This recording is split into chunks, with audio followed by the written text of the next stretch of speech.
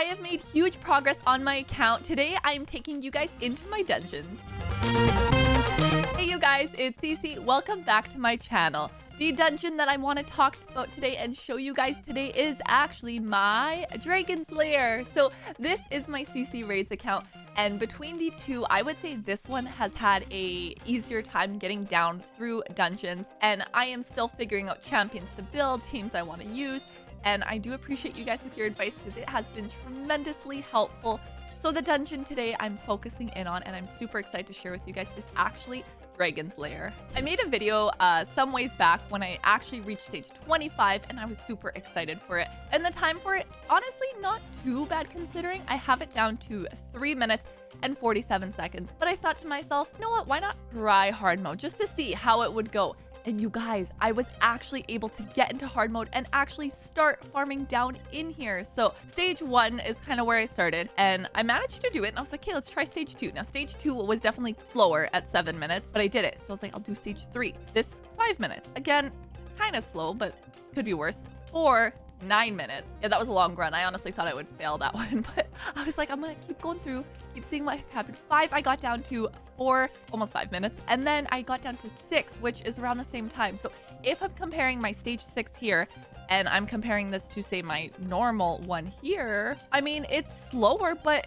by like a minute and a bit. So I understand in dungeons I want it to be super speedy, but realistically, it's not a 10-minute run, so it's not that bad. But I was really just proud that I got to stage 6, you guys. So with actually going ahead and battling here, first of all, the 20 energy, thank goodness for super raids. And I am still kind of playing around with my team, I would say, because unfortunately I was like, oh, I'll try to get better and faster, and I've switched around my team so much, I'm not even certain which team I used to actually get this time down to 4 minutes and 48 seconds. But I will kind of play around with the team that I'm currently using and then see if maybe they can get down in here even further. There are definitely tons of approaches I think that you can do when it comes to actually getting into dungeons and figuring out what team works for you. That is something I have quickly learned because I have pulled champions that people have been like, oh, this is great, this is where I started with this champ, how I use them, and others been like, this champ sucks, like no point in building it. But I feel like the point I'm at in the game, I'm kind of building everything I'm getting when it comes to legendaries for sure and some epics.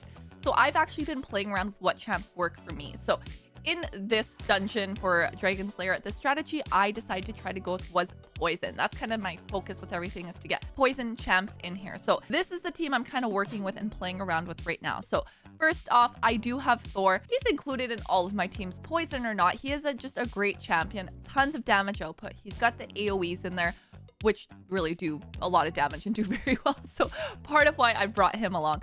And then that's where I shifted and focused onto the poison side of things. So starting first with Elenaril. So Elenaril, she is a champ that you can even get yourself if you are starting a new account, new player. You use my download link, you can actually get Elenaril. That's how I got her, and I'm really glad that she was my starter, partly because I'm using her for poison, but she is really good in a lot of areas of the game, and I think if you're starting, very, very helpful. So for her, one of the reasons I do really like her, yes, she has an HP burn. Yes, she attacks everyone while placing poison debuffs on there, but her third skill actually activates all the poison debuffs on all enemies. And that is something that is very nice when you have poison champs, you're able to activate them. Works really well. So she was kind of the core of my activator when it comes to the actual poison. Next, I actually brought along Knocked the Paralyzer. So first skill, we're having a decreased accuracy, which is good. Second skill, again, is an AoE and placing some poison. Also has that passive where it places additional poison whenever the sleep debuff is placed.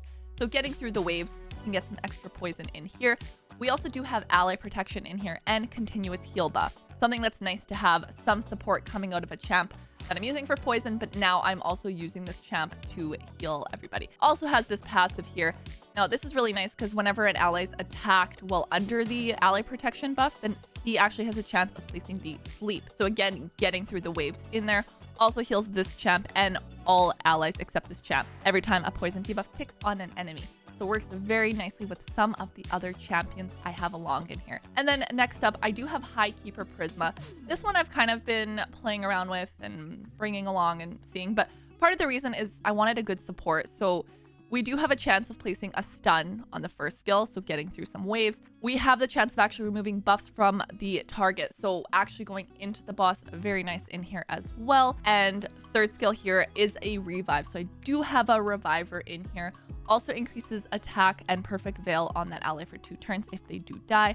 Now, it does have this passive here, removing any block debuff buffs and everything else this champ does. So this kind of being my supportive champ that I brought along here. And then lastly is actually Stalk the Broken. So this champ I actually got from a fragment fusion. Glad I was able to actually do that and get this champ because I've been using him quite a bit. Now for this one, first skill, we have the chance of increasing the duration of all poison and HP burn debuffs on the target by 1 turn. You cannot tell me that it's not perfect for Elenaril. We have the HP burn and poison coming out of there. Now, second skill, the first hit activates all poison and HP burn debuffs and all continuous heal buffs on all allies. Second hit has a chance of actually destroying each target's max HP for each poison and HP burn debuff. So we do have another one that does activate. I do like that. I like having 2 champs that have that if everyone's kind of placing poison on there. Works nicely.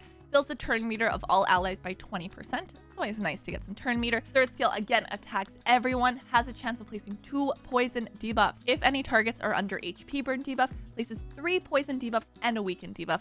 Also places 2 continuous heal buffs on all allies for 2 turns. Do I really need to say more why this champ works really well and actually pairs very nicely with Elenaril? Really like using them actually hand in hand. And then passive, so damage inflicted by poison and HP burn debuffs will ignore block damage and unkillable buffs. And then whenever allies attack enemies with destroyed HP, increases the damage dealt. But really, I like the combination of the poison. We got activation in there. So you can kind of see hopefully where my mindset is at with this and getting all these poison champs to work together. But that was my focus going into hard mode here for Dragon Lair. As for the lead, I've still kind of been playing around and figuring out who I want to use as the actual lead for this. But as I said, I feel like the team I'm using right now, I'm fighting, they do have very good synergy among them. And Thor kind of being in here also for the stun as well in there. And then, like I said, the wave clearing. But you'll see where the poison actually starts to get placed now between my champs. So we have an AoE sleep in here. We have poisons being placed. Thor just going off, getting those stuns, all of these things really being helpful to actually get to the boss even faster. I am playing around who I want to swap out and how I can make champs work better. I do have other champs that do poison, so maybe I do want to take one out and try somebody else. Maybe I feel like I need a little more support. That's something I have been kind of playing around with. Obviously, I'm going to want to speed up my times as I get down further into here. But honestly, you guys, I was just excited. I surprised myself to be able to do hard mode. Figured out, you know, I would try it and see. Now, I do think I will be able to speed things along once I have masteries, because all of these champions definitely do not have masteries on them right now, which I think is expected. Like, I have so many champs I'm trying to build and get their masteries going, so obviously all of that is going to help. But I think that is going to be my strategy for this dungeon, is working with the poison. I think that works for the champs I have. Of course, this is not your only strategy. There are probably tons of other methods that you guys have, and I mean, if you are endgame, you probably have way faster times than me. But for somebody like me who I consider like early game, I was just super excited. And you can kind of see how they work together. We have my champs that activate poisons. You see all the debuffs, poisons being placed, or just doing his thing. Just doing his thing. Look at all those stuns. It's perfect. They can't really attack me back then, which is good. Again, I am trying to see if I could get this faster, but I've kind of watched my team and seen kind of what they do. Okay, like I have heals coming out, which is good. So hopefully I haven't needed to bring along just a full support unit, because everyone, like I said, kind of has a role. It really does work together. So, I mean, hopefully I'll be able to get further down into these dungeons or even speed this time up. But I will say it is super satisfying when you kind of have the boss and then you're able to kind of see all the buffs start to stack. So there's 1 poison on there. Well, that was a hard hit. That's okay though, because we have a reviver. But yeah, the poison and everything is going to start to stack up on the champ, which is all going to be really helpful in actually being able to beat this. So that's all on there. And then again, I also am bringing along revivers. I have healers, so all of it really does work together to actually be able to beat this dungeon, even if it looks dicey at times, kind of like it does here.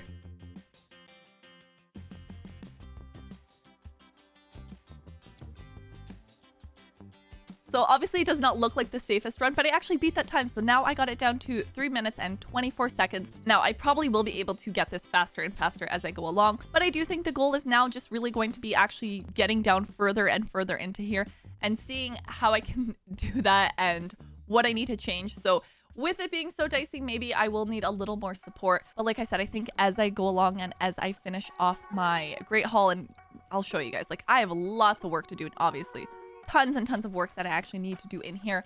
All of that, of course, is going to be helpful.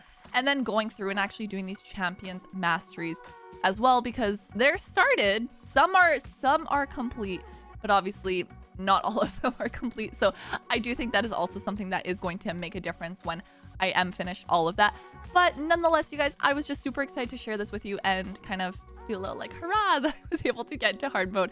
And hopefully I will be able to get down to 10 and get a nice speedy time. But I mean, it's going to be a work in progress. So that's really my strat that I'm using to actually make my way down through here.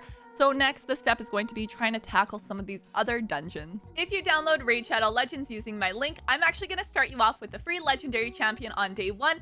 And then at level 10, level 20, and level 30, you'll get yourself an epic. That is 4 amazing champions that you can get just by downloading using my link. So that's my strategy going into Dragon's Lair hard mode. I am curious to know, what is your strat? How are you actually completing this? And what is your time? What stage are you guys on? Comment down below, let me know. And be sure you subscribe so you don't miss out on my future dungeons. I'll see you guys next time. Bye!